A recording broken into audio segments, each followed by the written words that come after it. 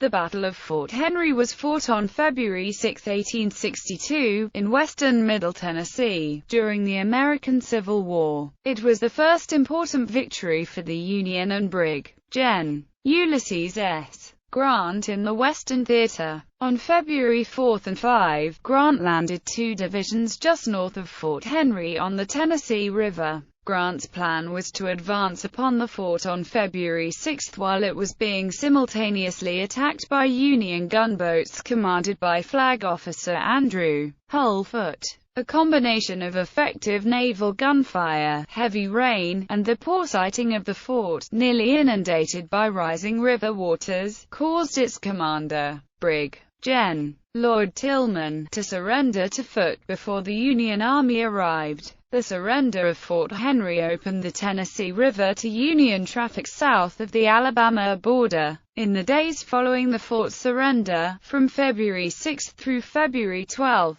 Union raids used timber-clad boats to destroy Confederate shipping and railroad bridges along the river. On February 12, Grant's army proceeded overland 12 miles to engage with Confederate troops in the Battle of Fort Donelson. Background: in early 1861, the critical border state of Kentucky had declared neutrality in the American Civil War. This neutrality was first violated on September 3, when Confederate Brig. Gen. Gideon J. Pillow, acting on orders from Maj. Gen. Leonidas Polk, occupied Columbus, Kentucky. 2 days later, Union Brig. Gen. Ulysses S. Grant, displaying the personal initiative that would characterize his later career, seized Paducah, Kentucky, a major transportation hub of rail and port facilities at the mouth of the Tennessee River. Henceforth, neither adversary respected Kentucky's proclaimed neutrality, and the Confederate advantage was lost. The buffer zone that Kentucky provided between the North and the South was no longer available to assist in the defense of Tennessee. By early 1862, a single general, Albert Sidney Johnston, commanded all the Confederate forces from Arkansas to the Cumberland Gap, but his forces were spread too thinly over a wide defensive line. Johnston's left flank was Polk, in Columbus with 12,000 men. His right flank was Brig. Gen. Simon Bolivar Buckner, in Bowling Green, Kentucky, with 4,000 men. The center consisted of 2 forts, Forts Henry and Donelson, under the command of Brig. Gen. Lord Tillman, also with 4,000 men. Forts Henry and Donelson were the sole positions defending the important Tennessee and Cumberland rivers, respectively. If these rivers were open to Union military traffic, 2 direct invasion paths would lead into Tennessee and beyond. The Union military command in the West suffered from a lack of unified command, and were organized into 3 separate departments. The Department of Kansas, under Maj.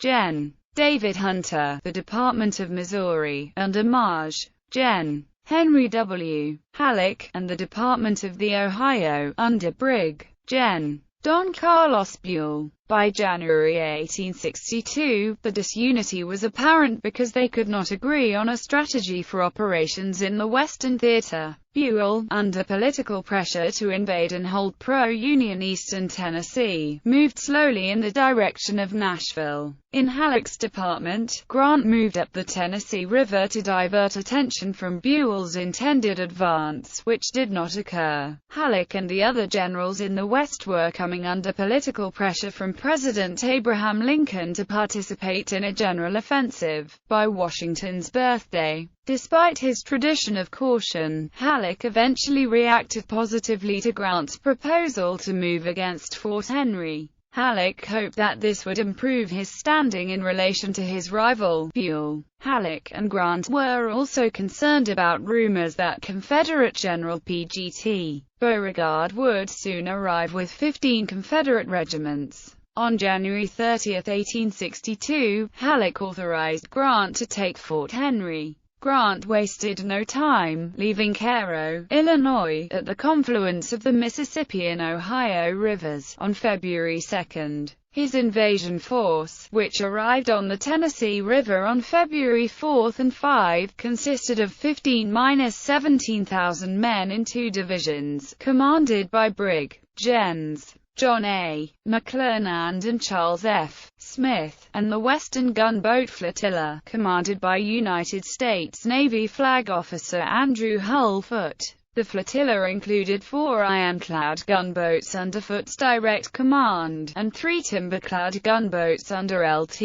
Seth Ledyard Phelps. Insufficient transport ships this early in the war to deliver all of the Army troops in a single operation required 2 trips upriver to reach the fort. Fort Henry. Fort Henry was a 5-sided, open bastioned earthen structure covering 10 acres on the eastern bank of the Tennessee River, near Kirkman's Old Landing. The site was about 1 mile above Panther Creek and about 6 miles below the mouth of the Big Sandy River and Standing Rock Creek. In May 1861, Isham G. Harris, the governor of Tennessee, appointed the state's attorney, Daniel S. Donaldson, as a brigadier general and directed him to build fortifications on the rivers of Middle Tennessee. Donaldson found suitable sites, but they were within the borders of Kentucky, still a neutral state at that time. Moving upriver, just inside the Tennessee border, Donaldson selected the site of the fort on the Cumberland River that would bear his name.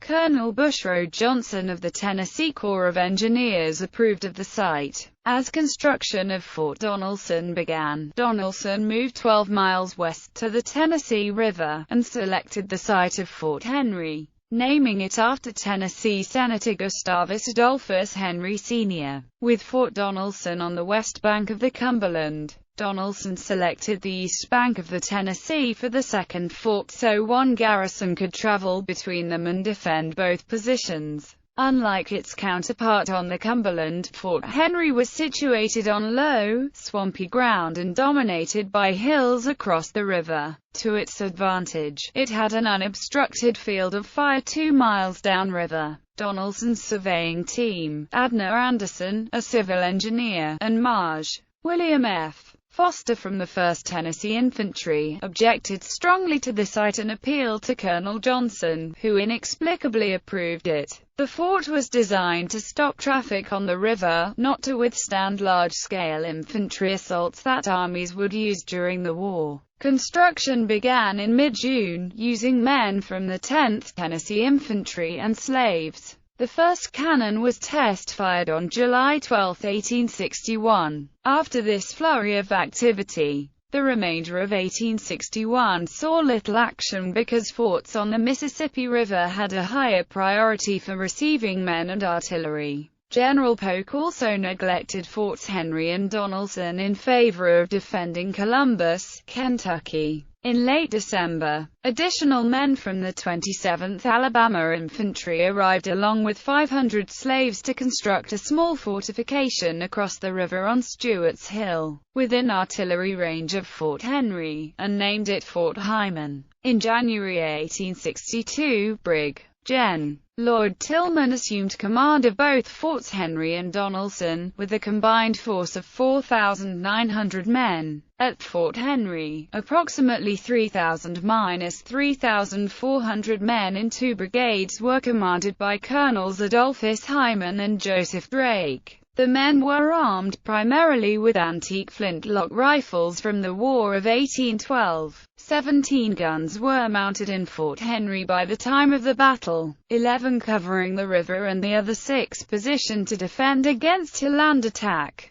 There were 2 heavy guns, a 10-inch Columbiad and a 24-pounder rifled cannon, with the remainder being 32-pounder smoothbores. There were also 2 42-pounders, but no ammunition of that caliber was available. When the river was at normal levels, the fort's walls rose 20 feet above it and were 20 feet thick at the base, sloping upward to a depth of nearly 10 feet of the parapet. However, in February 1862, heavy rains caused the river to rise and most of the fort was underwater, including the powder magazine. The Confederates deployed one additional defensive measure, which was then unique in the history of warfare. Several torpedoes were anchored below the surface in the main shipping channel, rigged to explode when touched by a passing ship. Battle. On February 4 and 5, Grant landed his divisions in two different locations. McClernand's division was 3 miles north of the fort, on the east bank of the Tennessee River, to prevent the garrison's escape.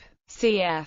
Smith's division would seize Fort Hyman on the Kentucky side of the river and turn its artillery on Fort Henry. When heavy rains the night of February 5 slowed the progress of Union troops toward the forts, the battle turned on naval actions, which concluded before the infantry saw action. Tillman realized that it was only a matter of time before Fort Henry fell. Only 9 guns remained above the water to mount a defense. While leaving artillery in the fort to hold off the Union gunboats, he ordered the majority of his force to march, under the command of Col. Adolphus Hyman, on the overland route to Fort Donelson, 12 miles away. Fort Hyman was abandoned on February 4, and all but a handful of artillerymen left Fort Henry on February 5. Tillman, as was his custom, spent the night of February 5 to 6 on the steamer Dunbar, 1.5 miles upstream from the fort. Around midnight he sent an update on the situation to Johnston, then returned to Fort Henry just before dawn. On the morning of February 6, Foot 7 Union gunboats arrived at Fort Henry and established their position around 12:30 p.m. They soon opened fire at 1,700 yards, beginning an exchange of gunfire with Fort Henry that continued for over an hour. After Tillman rejected an initial call to surrender, the fleet continued to bombard the fort. This was its first engagement using newly designed and hastily constructed ironclads. Foote deployed the 4 ironclads in a line abreast, followed by the 3 timberclads, which were held back for long-range, but less effective fire against the fort. The high water level of the river and the low elevation of Fort Henry's guns allowed Foote's fleet to escape serious destruction. The Confederate fire was able to hit the ironclads only where their armor was strongest.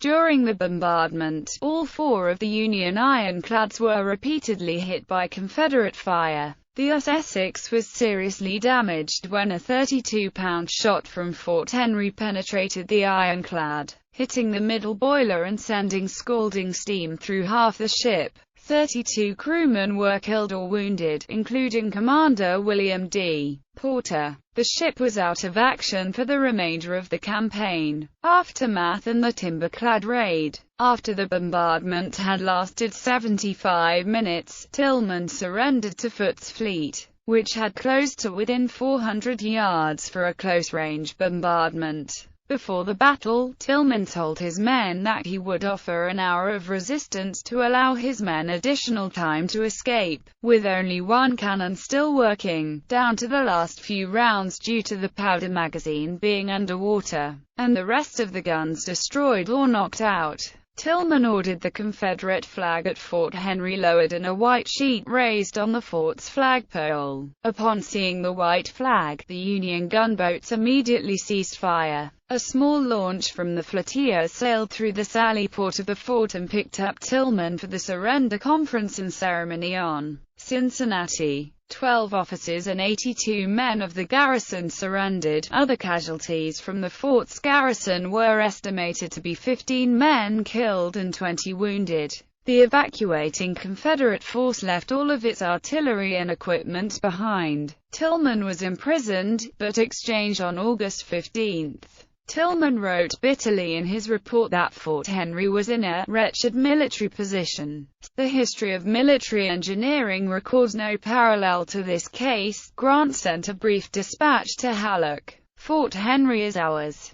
I shall take and destroy Fort Donelson on the 8th and return to Fort Henry. Halleck wired Washington, D.C. Fort Henry is ours. The flag is re-established on the soil of Tennessee. It will never be removed. Grant and his troops arrived at Fort Henry at around 3 p.m. on February 6 to see that the garrison had already surrendered. McClernand's division arrived at the fort about 30 minutes later. In the meantime, Smith's division had reached the deserted Fort Hyman. If Grant had been cautious and delayed his departure by 2 days, the battle would have never occurred. By February 8, Fort Henry was completely underwater. On February 7, the Union gunboats Cincinnati, St. Louis, and Essex returned to Cairo with whistles blowing and flying Fort Henry's captured Confederate flags upside down. The Chicago Tribune proclaimed the battle as one of the most complete and signal victories in the annals of the world's warfare. Fort Henry's fall quickly opened the Tennessee River to Union gunboats and shipping south of the Alabama border. Immediately after the surrender, Foote sent Lieutenant Phelps with the 3 timberclads, the Tyler, Conestoga, and Lexington, on a mission upriver to destroy installations and supplies of military value.